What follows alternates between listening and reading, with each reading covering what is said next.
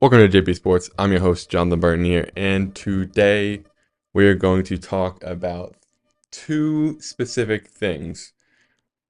Brandon Aiyuk finally reaching a deal with the 49ers and not being traded, and the Commanders. We're going to talk a little bit about the roster and some of the cuts they made, which one really surprised me. So, first thing we're getting into is, of course, Brandon Aiyuk. So, if you've been watching, you know that I've talked about Brandon Aiyuk a lot in the past and how I would really like him to come to the Commanders. Everybody would like him to come to the Commanders. But he was probably, if any team was going to go to, or like kind of more towards the Steelers. I mean, he wanted to play for the Commanders, he said himself. But he was kind of in more talks with the Steelers and trade wise. So you were thinking about it, you're like, oh, my thoughts personally were he's talked so much like about the team. He's done a lot of stuff to honestly would make some of the players mad, would make the owners mad. Like, dude said some stuff. He walked on to a sports channel with the quarterback of one of the people that are trying to trade for him. So I find it like a little hard to see why like he would be forgiven so easily by his teammates. You know, good for him. He got his bag. His deal was $120 million for a 4-year extension. Good for him. Get the money, bro. But having my hopes up for that long and it just falling down so quick kind of annoyed me a little bit. I mean, it's going to happen.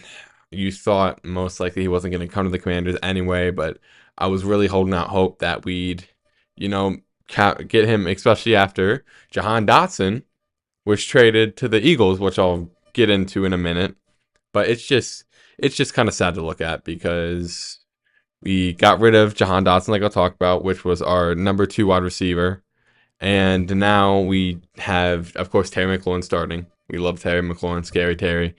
We have the other two probably next is like if we're looking at the depth chart, it's Alamide Sages. Oh, don't make fun of me in the comments. It's a hard lesson to say, but yeah, it's just a little sad to see that we didn't pick him up. But it's like I said, it's sports. Stuff is bound to happen. Like, I thought he wasn't. I was almost 100% certain he wasn't going to go back to the 49ers.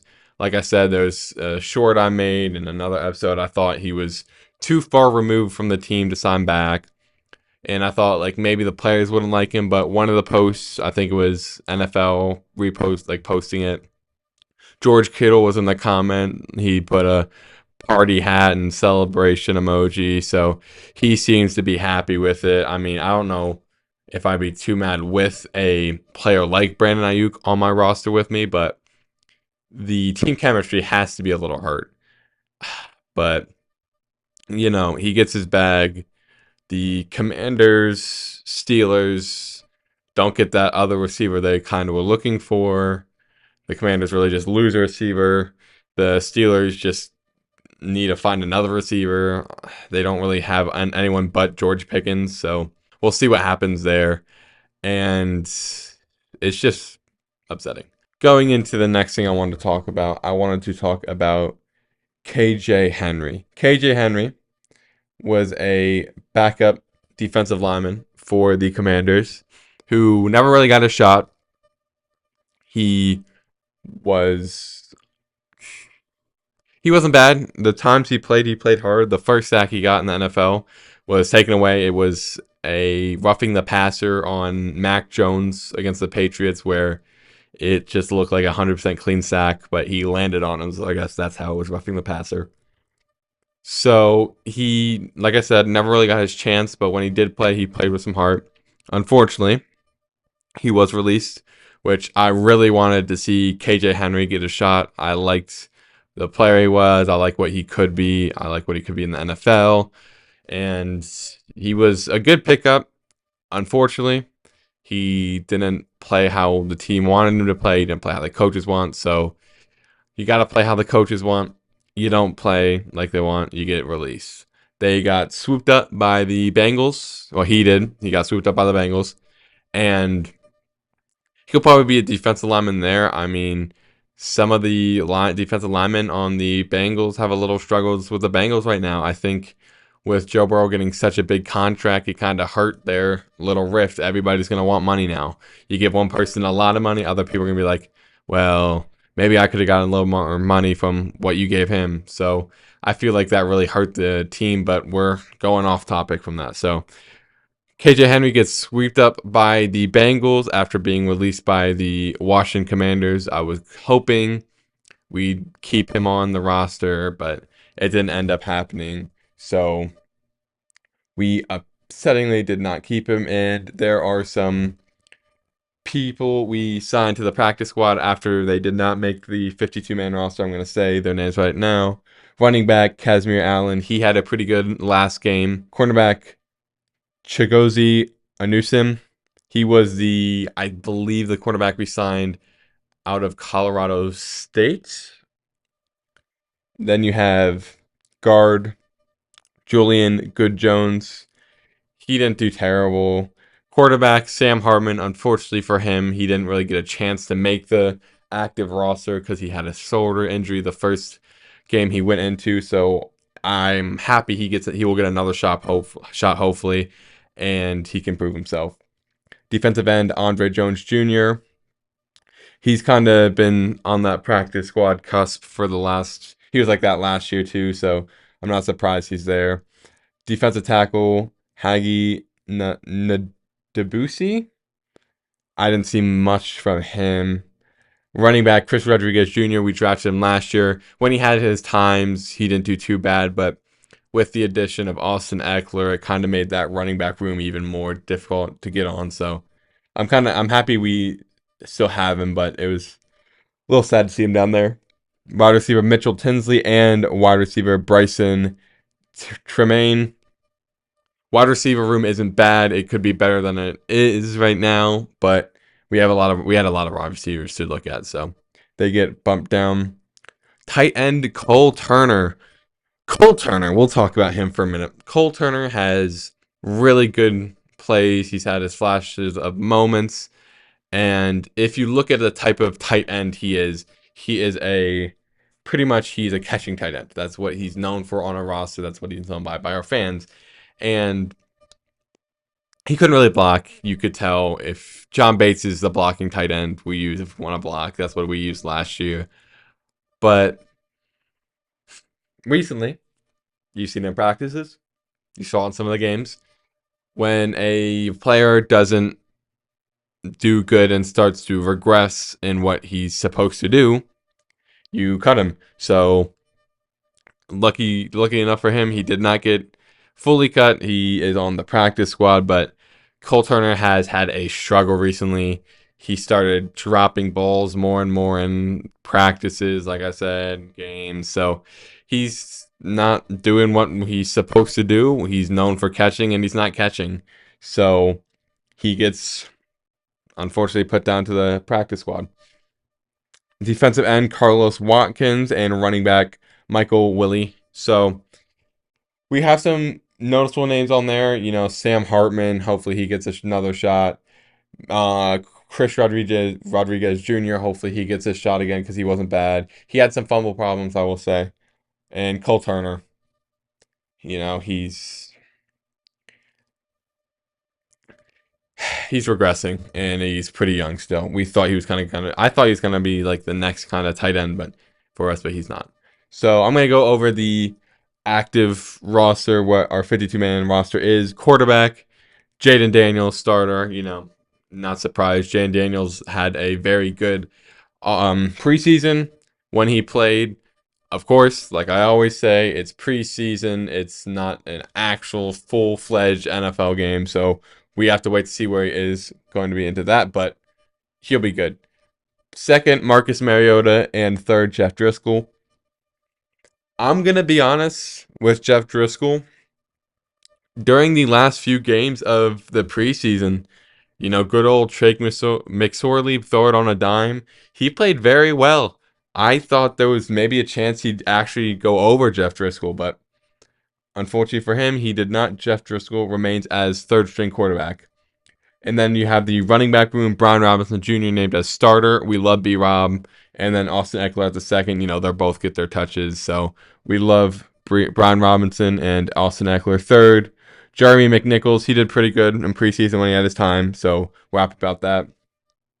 You have Terry McLaurin as the number one wide receiver. You have Olamide Sekwis and Noah Brown as our main three wide receivers. And then some of the backups, you got big names like Luke McCaffrey. Oh, big names. You have Luke McCaffrey, De'Ami Brown, Jamison Crowder, and Byron Pringle. Byron Pringle really going down the depth chart. He wasn't like in the top of it last year, but he was more in the middle. Now he's really going down. So kind of sucks for him. But you really thought maybe De'Ami Brown would get a chance this year. Maybe even Luke McCaffrey might sneak in there, but honestly, they're not terrible backups. Like Jamison Crowder, he had a pretty good catch against the Eagles last year in one of the games. He kind of tried to get us back in there, but unfortunately, we're too far gone. Byron Pringle had some good plays. And then De'Ami Brown, when he's played good. He had this one really good game with Carson Wentz against the Titans 2 years ago. Yeah, I think so. And Luke McCaffrey, he's a rookie, so you can expect him, especially where he got drafted, to be in the backup role. You have tight end Zach Ertz. He's gonna be up there. He's pretty good. I think he's still got like 1 or 2 good years in him. Then backup, you got Ben Sinnott, John Bates, and Colson Yankoff. Colson Yankoff steals that spot from Cole Turner. John Bates, he's a blocking tight end. He's good to have. Ben Sinnott, I think he's gonna be pretty good. I think he's the next receiver. Tight end up for us. He shows some good plays in preseason. I think he's got very good, very good tendencies. He has a very good chance of becoming a very good tight end in the NFL. And then, like I said, Zach Ertz, he's pretty good. He's got a good year, 1 or 2 years in him. The more side of things where you worry, it's one of the sides of things you worry. We have our offensive line, left tackle, Brandon Coleman, who is still questionable, which is a little scary because he's not, I guess, the best player to have in that spot because he's a rookie. He was more of a project pick, I thought. So it's kind of rough to have him starting there, but he's questionable already. And the backup is Cornelius Lucas.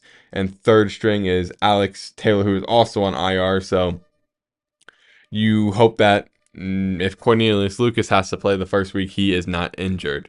So Brandon Coleman, if he plays, will start. You have left guard Nick Allegretti and backup Chris Paul. Nick Allegretti came from the Chiefs. He played with a torn, I think, muscle in his arm, maybe like elbow muscle. I forgot what it was, but I don't remember what it was. But he did pretty good. I think he can be a good starter for us. And Chris Paul, he's I wanted to draft his brother. Unfortunately, we did not get him. So center Tyler Biadasz, I think he'll be pretty good. He'll be a solid center for us. He'll be better than the ones we had last year. Nick Gates, he was pretty bad. Michael Dieter won't be a bad backup, and then Ricky Stromberg, unfortunately, is an IR, so hopefully he gets better soon. We have one right guard on the roster, which isn't true. We can have people that fill in, but Sam Cosmi, our best lineman in my opinion from stats. I mean, the others aren't bad, but statistically wise, I'm pretty sure Sam Cosmi was like one of the best linemen to end the year last year. So we're excited to see if he can continue to get better and be one of the best linemen in the NFL. And then right tackle, Andrew Wiley and backup Trent Scott. Andrew Wiley was brought in last year from the Chiefs too to be a very good lineman for us to help protect our quarterback. If you watch Washington games, you would have seen him not helping Sam Howell at all. So you get a little worried. Hopefully he can have an up year. Maybe his Chiefs teammate on the other side will help him be better. But you'll never know. Hopefully it's better for him. Trent Scott, not bad backup. Wouldn't be the best starter, but not a bad backup. Then we have our left defensive end, Cleveland Farrell, backup, F.A. Obata. Our line isn't I wouldn't say is as good this year. You miss people like Chase Young when he was good. Last year wasn't amazing. So it's rough not to have him just because he had so much potential. He was defensive rookie of the year. He had some good flashes, and then he got hurt and fell off the map. He went to the 49ers last year and then played in the Super Bowl, got 1 sack, and then barely played the rest because he just didn't try. So honestly, it's good if we don't have him if he was gonna play like that for us. But if when he was good, you wish that retained. And then on the other side would be also Montez Sweat that's gone, which he's gonna do. He's gonna be great for the Bears. He really will be. I'm gonna miss him so much. I loved Montez Sweat. When those two were like rumored to be traded, I really wanted us to just get rid of Chase Young and keep Montez Sweat because Montez Sweat honestly was looking like the better player then. But we traded them both. So and then back up, and then we go to left defensive tackle Daron Payne. He got paid, so he better bring the pain. He had a little bit of a down year last year, him and Jonathan Allen, but hopefully with this new reinvigorated fire, with this new coaching, the new, our team's going up, hopefully it'll light a fire under them. Back up, Fedarian Mathis and third string Norrell Pollard. Fedarian Mathis won't be a bad backup. He'll probably get some snaps in there. Right defensive tackle, Jonathan Allen. He has multiple times throughout each season said he's tired of losing. This season, he might say it again, but hopefully he still wants to play for us. I think we've been lucky with how many times something new has happened, and he's given us another chance. So hopefully this year he actually wants to play for us, and he won't quit halfway through the season. Back up, Jazon Newton and Taylor Stallworth. Newton, I didn't really think he's going to get too many reps this year, but he is recovering from 2 foot surgeries, and he's actually recovering pretty fast, I've heard. So hopefully maybe by the end of the season, he can get a few plays in there and become a monster.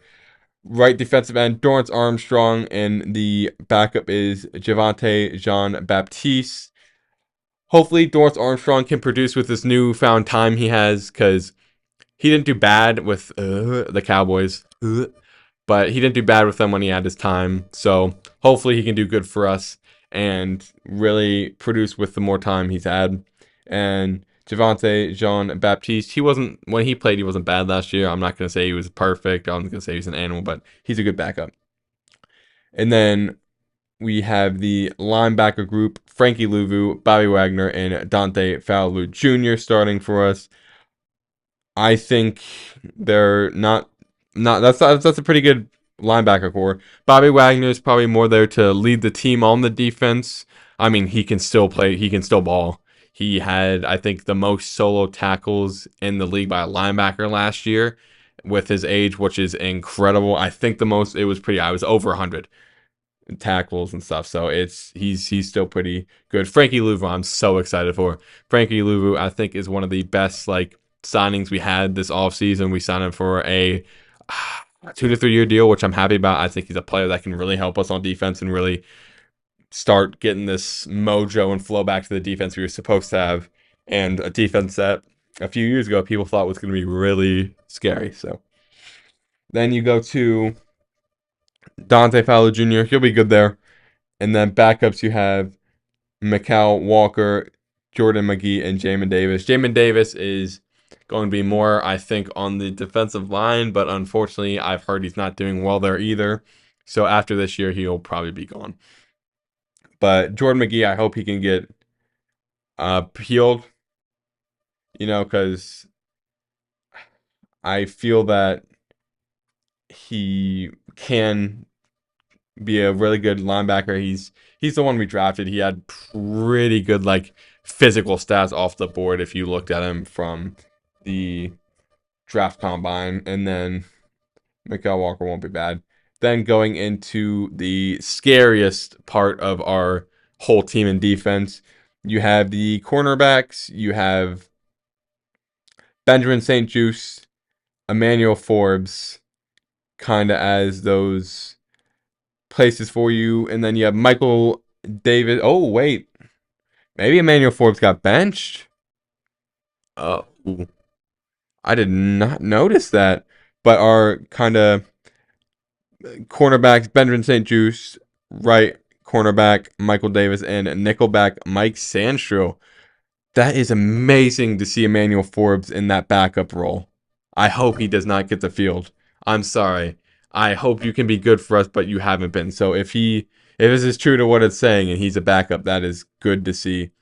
But yeah, as a backup, you got him, and then the nickelback backup, you have Noah Iguanabami. And then you have the safeties, Jeremy Chin and my boy Quan Martin getting his spot. Quan did very good last year. With the playing time he got with the team he was given after, getting drafted, the team he was put into, he worked his butt off. He deserves that spot. And then the backups, you got Derek Forrest, Jeremy Reeves, Percy Butler, Dominic Hampton, and Tyler Owen. So hopefully our defensive back room can be better than what it's been, but I just really, really hope that it can be just not one of the worst like it was last year. I think it might have been the worst, like cornerback, defensive back, like room. So we'll see how it is. And then you got your special teams. You have Cade York as our field goal kicker. He did good in the preseason. We had a few people get tested and everyone else sucked. He was pretty promising. Punter and holder, Tressway. We love Tressway. He will probably get a captain patch this year. He's a really nice guy. Gave up his number for Jaden Daniels. He's often been the person I think is like the glue of our team, kind of keeping us together. But I think he can be good. All we really need is just like a consistent kicker. We don't need a kicker that goes like crazy yardage. Like Joey Sly had a 60 something kick last year, I think, and that was really good. But if you look at his stats, he was not consistent whatsoever. So we hope Cade York can get the job done. And then Tressway, he's pretty good statistically. He had a down year the last 2 years, but he had to punt so much. Punt returner Jamison Crowder had a very good year last year, returning punts. He got his chance after who was it last year that got hurt? I forgot his name because he did not play other than punt returner, but he wasn't really the best one. He wasn't explosive, but he could catch the ball. But Jamison Crowder got his chance last year, came back to Washington and really, did his thing, got his name back on the roster, became the starter, did some things out wide receiver. So he's back better than ever and returning punts. He had a really good return against, I want to say, the Falcons last year, and he almost brought it to the house. So really explosive there. Kick returner Noah Igbenagabi. Whatever. I think he's done pretty good with the few returns he's had. I mean, it's kind of. I thought it was going to be hard to kind of get explosive runs off in the new kickoff, but it hasn't been too terrible. Kickoff has been kind of growing on me a little bit. At first, I didn't really like it. I mean, I liked it more in the XFO just because the XFO was different. It had a different vibe to it, but hopefully it can be pretty good. Then you have long snapper Tyler Ott. All we needed was a consistent long snapper. Cheeseman last year, probably one of the worst long snappers I've seen in my life. He would fumble throws all the time. He would make it hard for Tressway to catch it. He'd bobble it, all the stuff, which could be one of the reasons Joey Sly didn't do as good. But at the end of the day, everybody's got to work together. Everybody's got to do the job. And one person's not doing the job, the cog is not going to work for the whole machine. But Joey Sly also missed a bunch of field goals off of good snaps from him. So you kind of hope he can do better. I mean, I've heard he's really good. I know he's solid, so we'll be good. Just some bright spots. I mean, of course, like some ups from last year. I think Jane Daniels is definitely a better spot than last year. Sam Howell, I love Sam Howell. I have a jersey of Sam Howell. Like, I love seeing him play, but I think Jane Daniels is probably a better choice for the next starter in the Commanders. I know that Sam Howell wasn't given a good offensive line. He wasn't given the best chance, and I'd say that myself. We did not give Sam Howell the chance he kind of deserved, but he is on the Seahawks now, and he controls his own destiny. I'd say a bright spot is Emmanuel Forbes getting benched, hopefully, but you don't know. You have some bright spots. I think Nick Allegretti is a better position at left guard. He's a better person there. Zach Ertz, I think, can be better than Logan Thomas at this point. Logan Thomas wasn't bad, but he had some struggles. He almost got like murdered, not like actual, but he got like a hit from, I think it was in a Broncos game. He got a straight concussion, still held onto the ball. So he had his really good moments, but a lot of time he was just kind of average. Linebacker room is way better than last year, in my opinion. Frankie Louvu and Bobby Wagner being additions was amazing. And Dante Fowler Jr. isn't bad. It was way better than, who was it last year? It was another guy from Seattle. I forgot his name because he didn't play well. Whatever. But it's a really good improvement from last year. And then safety, Jeremy Chin and Quan Martin being there is an improvement. And then I'm going to say kind of de-evolutions, I guess you'd say. I guess you could say the wide receiver room just because what Jahan Dotson could be. But he didn't play good last year. And Curtis Daniel wasn't bad. So I'd say maybe that's a little bit of a downgrade, but it's not too terrible. Then you have cornerback room. I think we have potential to be better, but I think it did get worse simply because Kendall Fuller is gone now. So we don't have him as our number one cornerback in the cornerback room. Our number one cornerback right now is Benjamin St. Juste, which I think he totally deserves it way more than Emmanuel Forbes was getting. So, but like I said, we have some little good parts of the cornerback room, like Mike Sancho. He might be small, but I think he can do really good for us. You got Michael Davis maybe being better than Emmanuel Forbes too. Honestly, if we got people who are better than Emmanuel Forbes, it's a check, honestly. But we're still kind of putting it as a downgrade. The end room, the Cleveland Farrell and Dorrance Armstrong. Maybe one of them is better than Chase Young, but the real big thing is we're going to see if he's better than Montez Sweat. That's where the check mark or the downgrade would be. So we'll see at, mid-season or even in a few games where they're at, but I do think there's some good upsides, and I think there's some downsides. Another upside, Tyler Ott being our long snapper. Almost everybody in the league was better than Cheeseman, so really anyone signed probably was an upswing for us. Cade York, it's a work in progress to see if he's better, but a lot of people are probably better than Joey Sly, which I don't even know if I think Joey Sly got released by the Patriots. So I don't think he has a job right now. Unfortunately for him, I hope he gets a job somewhere.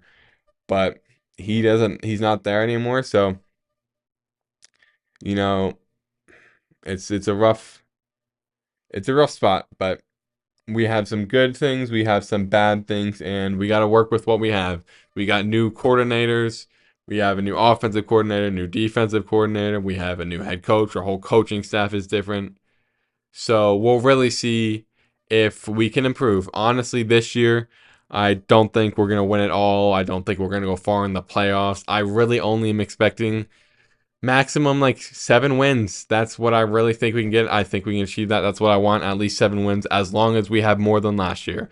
Because our team looks better. We have more promise than last year, which I said we had a lot of promise at the beginning of last year, but I'm a long-term overthinker with the Commanders and have a lot of hope in them when they disappoint me all the time. So we'll see where it goes. I think we can be better. I'm saying 7 wins. You can put it set in stone. 7 wins right now is my prediction, at least at most, whatever, 7 wins. That is my straightforward prediction. But this has been an episode of JB Sports. I'm your host, Jonathan Burton, and thank you guys so much for watching. I will be posting a video for the predictions of Bash in Berlin tomorrow. And have a great weekend.